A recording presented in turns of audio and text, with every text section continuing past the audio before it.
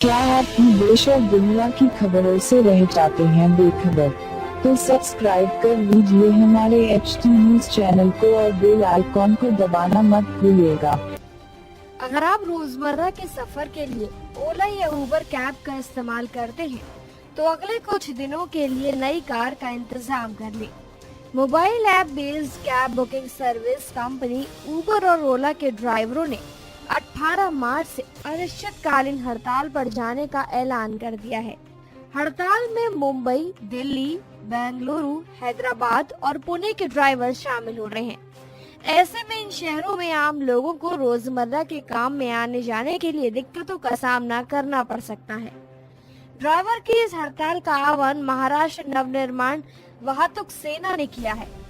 MNVS के नेता संजय नाइक ने कहा, ओला और उबर ने ड्राइवरों से बड़े वादे किए थे, लेकिन आज वो अपनी लागत भी नहीं निकाल पा रहे हैं।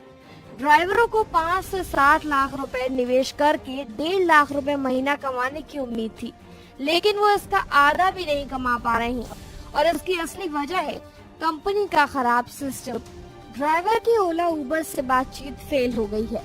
कैब ड्राइवर का कहना है कि वो सोमवार को अपने डिवाइसेस को सुबह से ही बंद रखेंगे।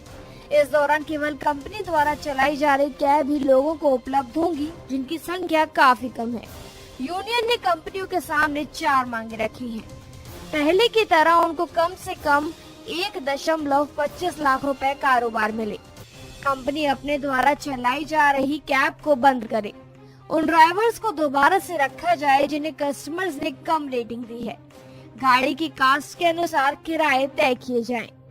जिन शहरों में इस हड़ताल का सार्थक असर पड़ेगा, उनमें दिल्ली NCR, मुंबई, बैंगलोर, कोलकाता, चेन्नई, हैदराबाद सहित अन्य शहर शामिल हैं।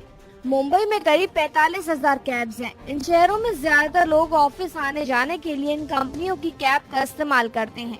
ओला जहां देश के 110 शहरों में अपनी सर्विस देता है, तो वहीं उबर 25 शहरों में मौजूद है।